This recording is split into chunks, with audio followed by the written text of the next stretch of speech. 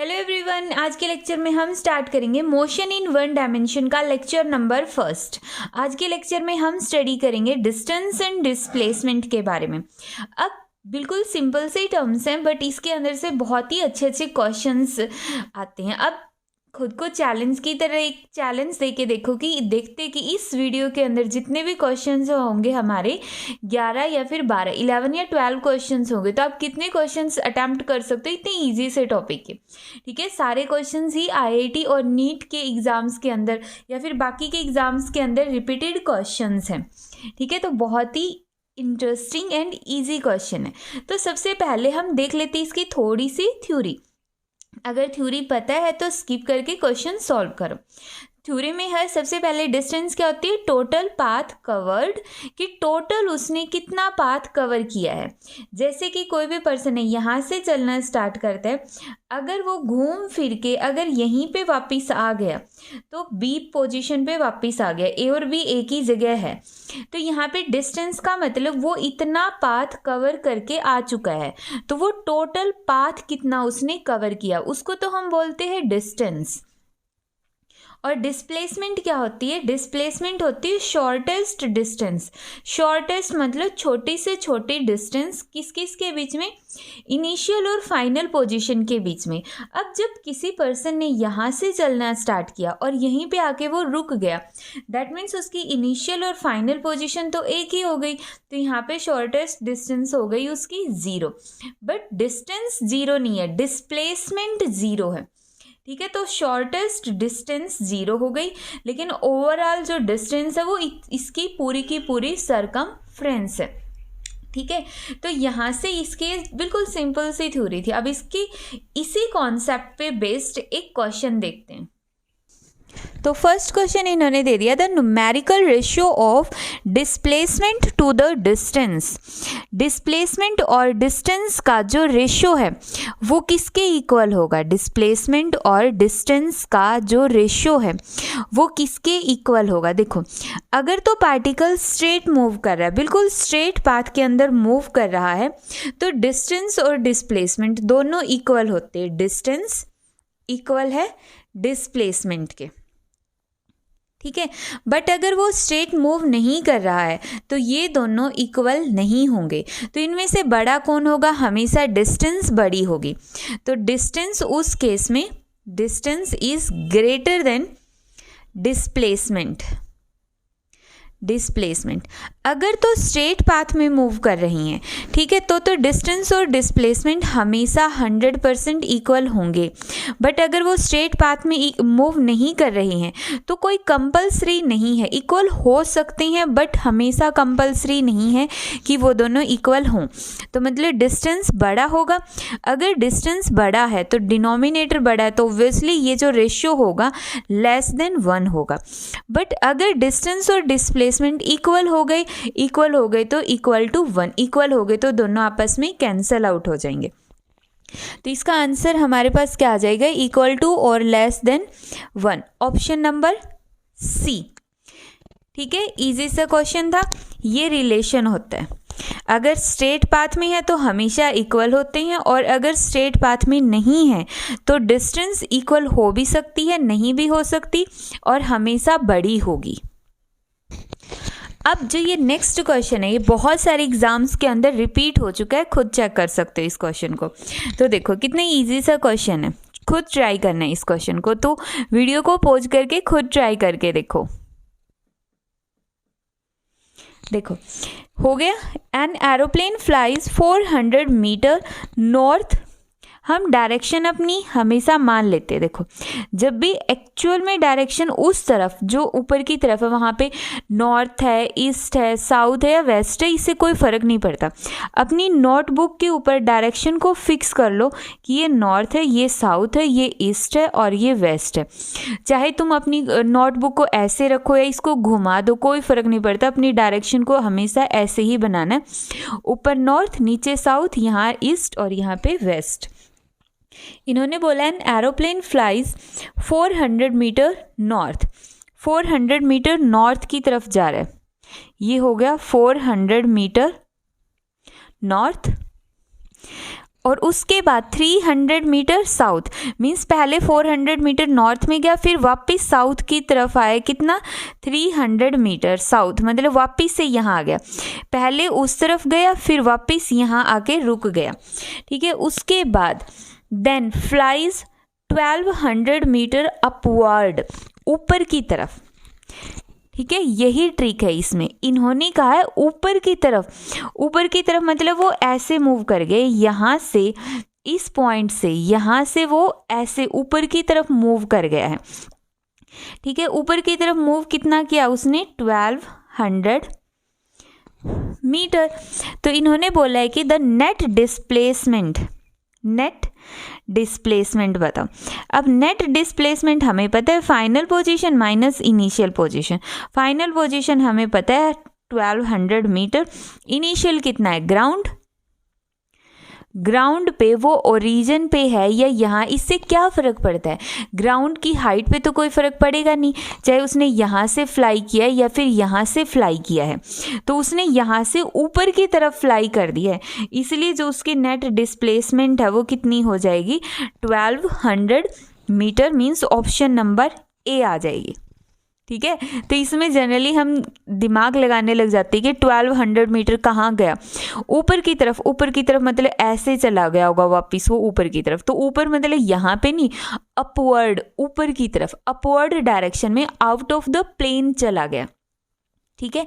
अब इसके जैसे ही एक क्वेश्चन और देखते हैं। नेक्स्ट क्वेश्चन दे रखा है, a person moves toward east for 3 metre. East मतलब अपनी डायरेक्शन फिर से बना लो, ये हो गया ईस्ट, ये हो गया नॉर्थ, ये हो गया साउथ, ये हो गया west. A person moves toward east for 3 metre. 3 metre वो कहाँ मूव की गया, ईस्ट की तरफ उसने, देन टुवर्ड नॉर्थ, फिर नॉर्थ की तरफ। यहाँ से नॉर्थ कहाँ है, अब इस पॉइंट से नॉर्थ ऊपर की तरफ है, तो यहाँ पे नॉर्थ हो गया ऊपर की तरफ। ये जो नॉर्थ डायरेक्शन है वो ऊपर की तरफ वाली सारी डायरेक्शन नॉर्थ है, चाहे यहाँ से देखे ये भी नॉर्थ है, यहाँ से ऊपर देखे तो भी नॉर्थ है, ठीक है। कितना मूव किया उसने, 4 मीटर मूव किया है। Then moves vertically up 5 metre. अब यहाँ पे ट्रिक आ गई दोबारा से, vertically up by 5 metre, what is his distance now from the starting point. Starting point यहाँ से उसकी डिस्टेंस बताओ। अब इस क्वेश्चन को फिर से सॉल्व करो, करके देखो। तो इन्होंने कहा है यहाँ से वर्टिकली अप, वर्टिकली अप मतलब ऐसे चला गया, इस तरीके से ऊपर की तरफ वो चला गया है। हम थोड़ा सा इसको मूव कर लेते हैं, ऐसे ऊपर की तरफ, ये इसकी इनिशियल पोजीशन थी यहाँ से, तो इसकी डिस्टेंस क्या होगी, कुछ ये वाली डिस्टेंस होगी, समझ गए। मीन्स यहाँ से वो पर्सन ऐसे ऊपर की तरफ वर्टिकली फ्लाई कर गया, वर्टिकली ऊपर गया है, तो उसकी इनिशियल डिस्टेंस ये है। तो इनिशियल यहाँ से यहाँ तक की डिस्टेंस, यहाँ से यहाँ तक की तिरछी डिस्टेंस, सेलेंट हाइट होगी ना ये वाली जो डिस्टेंस है उस पूछ रहा है कितनी होगी, उसके लिए हमें यहाँ पे ये पता होना चाहिए ये कितनी डिस्टेंस होगी। तो ये हमें पता है 3 मीटर, ये है 4 मीटर, तो ये कितनी होगी, इसको मान लो OAB। तो OB किसके इक्वल होगी, 3 का स्क्वायर प्लस 4 का स्क्वायर, तो OB आ गया 5। तो ये आ गई 5 मीटर, ठीक है। इतना तो 5 आ गया, बट उसके बाद उसने कहा है कि यहाँ से वो बंदा ऐसे ऊपर की तरफ, जो फ्लाइट है या पर्सन है, जो भी चीज़ है, वो ऊपर की तरफ ऐसे फ्लाई कर रहा है ऊपर की तरफ। मान लो वो यहाँ पहुँच गए, यहाँ पे, तो उसकी ओरिजिन से डिस्टेंस, सेलेंट हाइट यहाँ से इस तरह से ये निकाल दो अब, ठीक है। अगर मैं इसको यहाँ पे प्लॉट करूँ, तो यहाँ पे प्लॉट करने के बाद देखो क्या होगा, ये हो गया O, ये हो गया B, ठीक है। और B से बिल्कुल ऊपर वर्टिकली अप मतलब इस पे 90 डिग्री का एंगल बनाता हुआ ऊपर कितनी डिस्टेंस पे फ्लाई किया उसने, 5 मीटर पे। ये 5 मीटर पहले से ही है, तो बताओ ओरिजिन से कितनी डिस्टेंस होगी।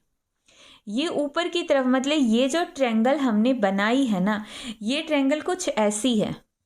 देखो ये ट्रायंगल कुछ ऐसी है जो हम दिखा रहे हैं यहाँ पे, इस तरह से जो हमने ये ट्रायंगल दिखा दी है, ये ऊपर की तरफ ऐसे उठी हुई है, ऐसे। यहाँ से इसका ये वाला जो पोर्शन है, ये वाला पोर्शन वो ऊपर की तरफ उसने फ्लाई किया है, ये इसका ओरिजिन ओ है। हमें पूछा है कि ओरिजिन से इसने ऊपर की तरफ कितना फ्लाई किया है, ठीक है, ये ऐसे हो गया, दिख गया। अब ऊपर की तरफ उसने फ्लाई कर दिया, तो ये डिस्टेंस निकाल दो। आई थिंक अब क्लियर हो चुके हैं। तो यहाँ से ये 5 है, ये 5 है, ये एंगल ऊपर की तरफ गया तो 90 डिग्री का, तो ये कितना आ जाएगा, यहाँ पे आ जाएगा 5 का स्क्वायर प्लस 5 का स्क्वायर रूट कितना आ गया 5√2। तो ऑप्शन नंबर ए। क्वेश्चन नंबर 3 का आंसर कितना आ जाएगा, ऑप्शन नंबर ए। था ना इंटरेस्टिंग क्वेश्चन। अब देखो नेक्स्ट क्वेश्चन। नेक्स्ट क्वेश्चन में इन्होंने दे दिया a wheel of radius 1 metre rolls toward half a revolution on a horizontal ground. The magnitude of displacement of the point of wheel initially in contact with the ground is. तो हमें ये बताना है कि उसकी डिस्प्लेसमेंट कितनी होगी। एक व्हील है, एक पहिया है हमारे पास, उसकी रेडियस 1 मीटर की है, ठीक है। मान लेते हैं कि उसने यहाँ से चलना स्टार्ट किया, ठीक है, यहाँ से चलना स्टार्ट किया।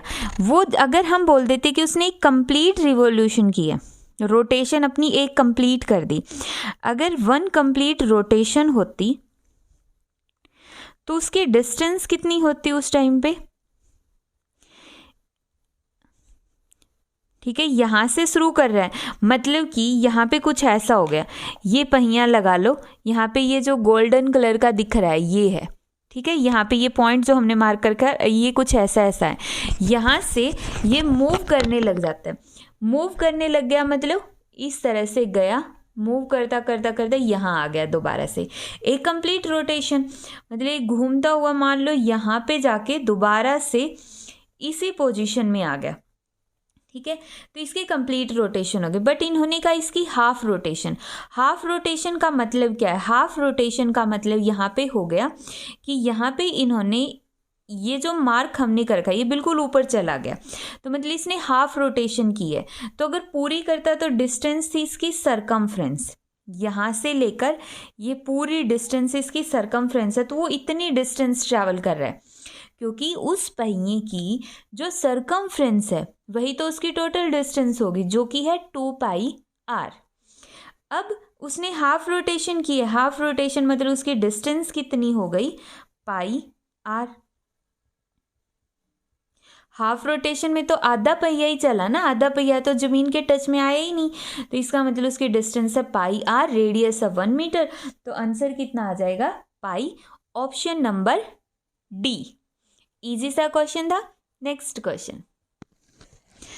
नेक्स्ट क्वेश्चन के अंदर इन्होंने दे रखा है particle start from the origin along X axis to the point 20 metre, 0 and returns along the same line.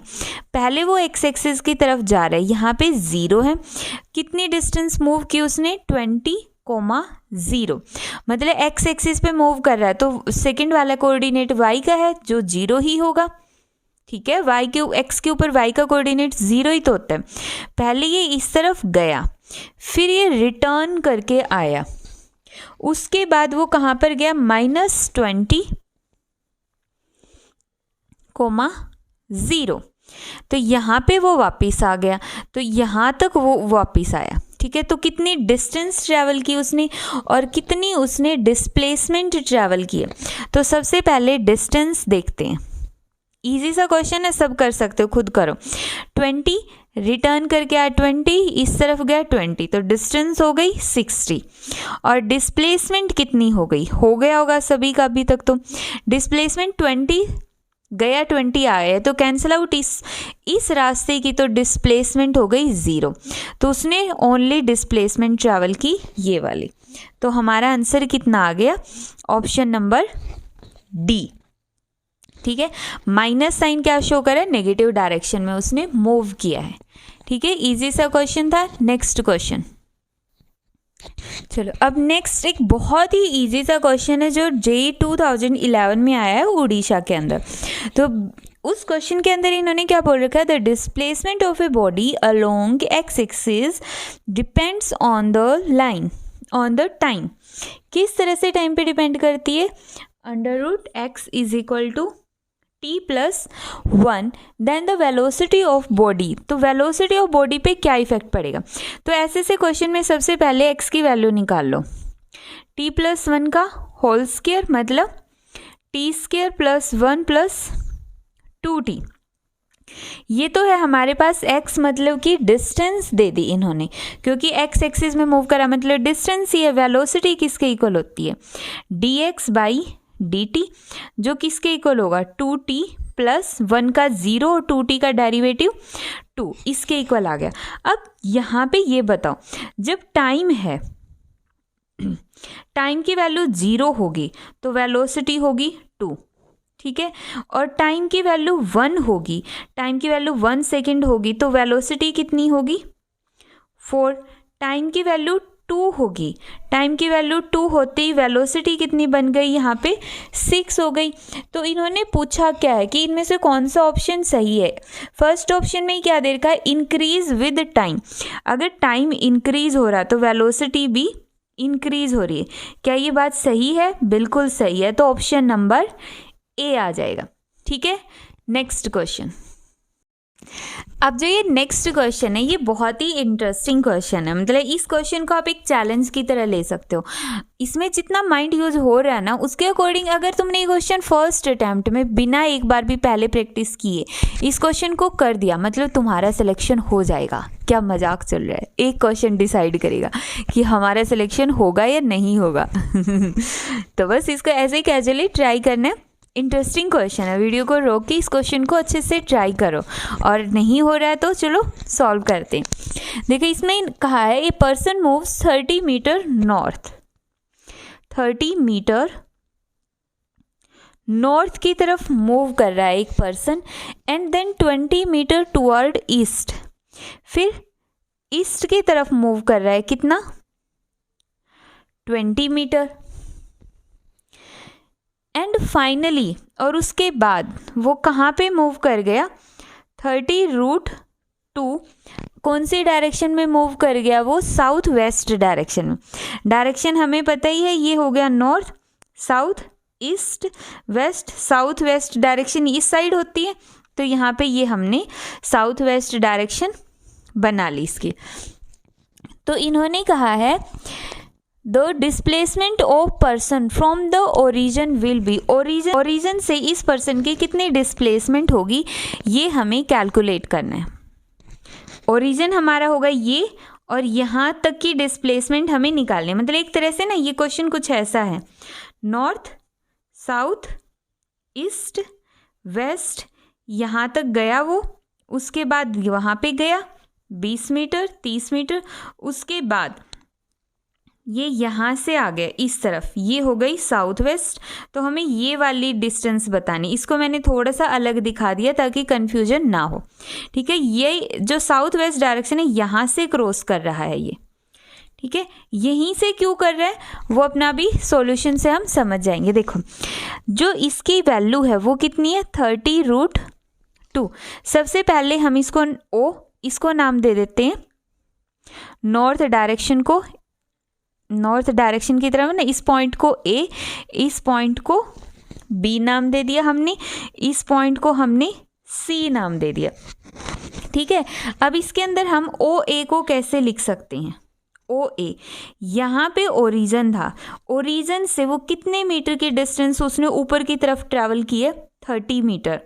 मतलब इसमें आई कैप और जे कैप की टर्म में ये क्वेश्चन करना है। दो तरीके देखो इस क्वेश्चन को करने के, जो सेकंड वाला मेथड है वो बहुत ही इजी है, बट इजी तो है लेकिन उसमें थोड़ी सी प्रॉब्लम आएगी, तो एक बार के लिए जो टफ वाला मेथड है वो देख लेते हैं। टफ नहीं है ये भी इजी।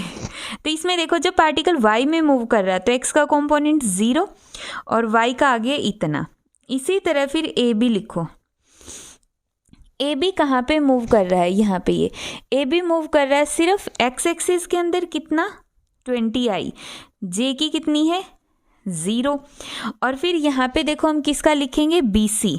इम्पॉर्टेंट बस इसमें ये है, थोड़ी सी प्रॉब्लम यहाँ आ सकती है, यहाँ पे ध्यान दो। BC को हम कैसे लिखेंगे, देखो BC ये है 30√2, ये हमारी x एक्सिस हो गई, ये हमारी y एक्सिस हो गई। कोई फर्क नहीं पड़ता -x या -y है, क्योंकि डायरेक्शन इस तरफ है तो इसलिए हमने x और y ऐसे ले लिए। अब देखो 30√2, इसके दो मेथड है अब आगे सॉल्व करने के। जो इजी सा मेथड है ना, वो तो सिंपल सी बात है, हमें ये पता है कि 30√2 कब आता है, जब यहाँ पे भी 30 होगा, यहाँ पे भी 30 होगा। क्योंकि जब हम इसको सॉल्व करेंगे तो कितना आएगा, 30 का स्क्वायर प्लस 30 का स्क्वायर कितना हो गया, 2 टाइम्स 30 का स्क्वायर मतलब 30√2, यही तो आ गया जब हम सॉल्व करेंगे। बट अगर यहाँ पे 30 की बजाय कुछ और कॉम्प्लिकेटेड सी वैल्यू होती तब थोड़ी सी दिक्कत आती, वरना तो इसको भी ध्यान रख सकते हो कि 30√2 कब आता है, जब दोनों साइड हम 30 लेंगे और यहाँ पे ट्रायंगल ला हम अप्लाई करते हैं तभी आता है। तो यहाँ से 30√2 बन गया, तो इसको हम लिख सकते हैं 30i और 30j। बट 30i और जो 30j है उनमें से नेगेटिव कौन सा होगा, दोनों नेगेटिव, क्योंकि दोनों ही नेगेटिव डायरेक्शन के अंदर -30i -30j, तभी यहाँ पे इन दोनों का रिजल्टेंट BC इतना बनेगा। ठीक है, क्योंकि ये तो प्रॉपर y है, ये प्रॉपर x है, बट ये तो x y के बीच में हो गई ना। ठीक है, दूसरा तरीका होता है यहाँ पे एंगल मान लो कि ये एंगल 45 डिग्री का है। अगर ये 45 डिग्री का है, दोबारा से देखो इसको, मान लो ये है 30√2 और ये एंगल हो गया 45 डिग्री का। अब यहाँ से देखो ये 45 डिग्री का है तो यहाँ पे कितना हो जाएगा, 30√2 sin 45 और यहाँ पे 30√2 cos 45, 30√2 sin 45 मतलब 1/√2, √2 से √2 कैंसिल, कितना आंसर आ गया 30, और यहाँ पे भी 30 ही आएगा। तो ये इस तरह से एंगल की फॉर्म में चाहे कुछ भी वैल्यू हो हम इजीली कर सकते हैं। कर लोगे अब? कर लोगे आई थिंक। तो इस तरह से हमने यहाँ पे BC लिख दिया, BC की वैल्यू निकाल दी है। अब हमें निकालना है net displacement. Net displacement, net displacement कितनी होगी हमारी, नेट डिस्प्लेसमेंट होगी OC ही तो हमारी नेट डिस्प्लेसमेंट है ना। OC नेट डिस्प्लेसमेंट हम कैसे निकालेंगे, अब OC की वैल्यू निकालनी है हमें ओवरऑल, यहाँ पे इतना सा क्वेश्चन है बस। अब उसके लिए सारी की सारी को ऐड कर दो, तीनों को, OA, AB, BC, किसी और मेथड से भी कर सकते हो, मतलब जनरली बस हमें पता चल गया ना OC ही निकालना है। और जब हम इन सभी को ऐड करेंगे तो देखो जब हमने इन सबको ऐड किया तो आंसर कितना, 30j से 30j कैंसिल, 20i और -30i, तो आंसर कितना आ गया, -10i, -10i। अब -10i मतलब आंसर तो आ गया हमारा 10 मीटर। बट ये जो 10 मीटर है इसमें हम आंसर लिखेंगे कौन सा, वेस्ट के अंदर 10 मीटर अलोंग वेस्ट। क्यों, क्योंकि हमारा यही तो होता है ना, north south east waste, east में +i और वेस्ट में -i मतलब वेस्ट डायरेक्शन। तो हमारा आंसर आ जाएगा ऑप्शन नंबर C। था ना, इंटरेस्टिंग क्वेश्चन था, इजी है, किसी और मेथड से भी कर सकते हो। बस मेन पॉइंट है कि तुम्हें यहाँ से OC निकालना, ओरिजिन से हमारी डिस्टेंस निकालनी है, डिस्प्लेसमेंट निकालनी है।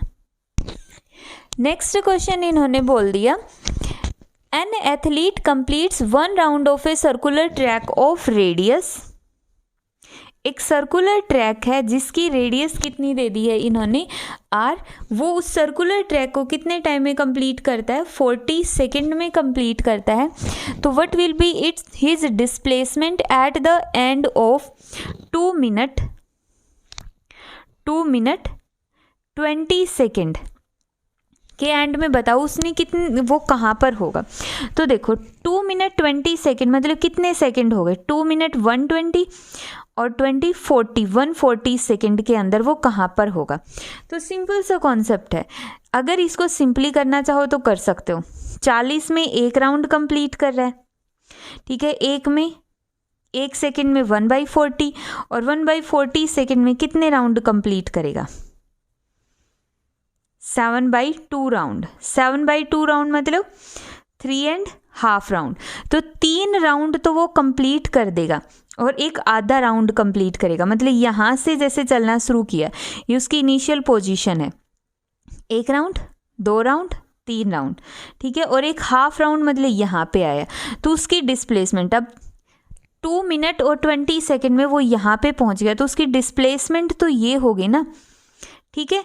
डिस्प्लेसमेंट कितनी होगी, उसका डायामीटर, और डायामीटर कितना होगा 2r। तो आंसर कितना आ जाएगा, ऑप्शन नंबर बी। सिंपल सा क्वेश्चन है, और भी बहुत सारे मेथड है इस क्वेश्चन को करने के, बट सिंपल हम अपने तरीके से कर सकते हैं। अगर 40 सेकेंड में एक राउंड कंप्लीट करता है तो 1 सेकेंड में 1/40 और 1/40 सेकेंड में अपना निकाल लेंगे। नेक्स्ट क्वेश्चन इन्होंने थ्योरेटिकल दे रखा है, a graph is drawn between velocity and time. Velocity time graph हमने प्लॉट कर दिया, ठीक है। अगर हम वेलोसिटी टाइम ग्राफ प्लॉट करते हैं तो उस ग्राफ का जो एरिया होगा, कुछ भी लगा लो, जैसे इस तरह से हो गया, ठीक है, ये टाइम के साथ साथ वेलोसिटी इंक्रीज होगी, और इसके नीचे का जो ये एरिया हो गया, ये किसको रिप्रेजेंट करेगा, कौन से टर्म को रिप्रेजेंट करेगा। तो हमें पता वेलोसिटी टाइम ग्राफ का एरिया किसको रिप्रेजेंट करता है, डिस्प्लेसमेंट को रिप्रेजेंट करता है, सिंपल डिस्प्लेसमेंट। तो वेलोसिटी टाइम ग्राफ का जो एरिया होता है वो किसको दिखाएगा, डिस्प्लेसमेंट को दिखाएगा। और आज का हमारा लास्ट क्वेश्चन है, 2006 के अंदर ये आया हुआ क्वेश्चन है, साइक्लिस्ट स्टार्ट फ्रॉम द ओ। एक साइक्लिस्ट है, ठीक है, वो ओ से शुरू होता है, ओ से शुरू होकर पी पे गया, पी से उसने सर्कुलर पाथ ट्रेवल किया, क्यू पे गया, क्यू से वापस वो ओरिजिन पे आ गया। इस तरह से a cyclist start from the O of a circular park of radius 1 kilometre, और इसकी रेडियस कितनी है 1 किलोमीटर दे रखी है। Reaches at the edge P of the park, then cycle along the circumference and return to the center along QO as shown in figure if the round trip takes 10 minutes। अगर ये वाली जो trip है ना, सिर्फ round वाली trip, यहाँ से लेकर यहाँ तक की ट्रिप, यहाँ से लेकर यहाँ तक की ट्रिप कितना टाइम लगाती है, 10 मिनट लगाती है। Then the net displacement and the average speed of the cyclist is. अब बताओ यहाँ पे सबसे पहले डिस्प्लेसमेंट कितनी होगी, डिस्प्लेसमेंट तो हमें पता है कितनी होगी, अगर वो वापस यहाँ से गया था यहीं पे आ गया तो डिस्प्लेसमेंट तो है 0, और इसकी एवरेज वेलोसिटी भी 0 है, एवरेज वेलोसिटी भी 0 है। कैसे, आगे आने वाले टॉपिक्स के अंदर इस कॉन्सेप्ट को करेंगे। अभी के लिए देखो एवरेज स्पीड, एवरेज स्पीड कितनी होगी, ठीक है, स्पीड 0 नहीं होगी, वेलोसिटी 0 होगी।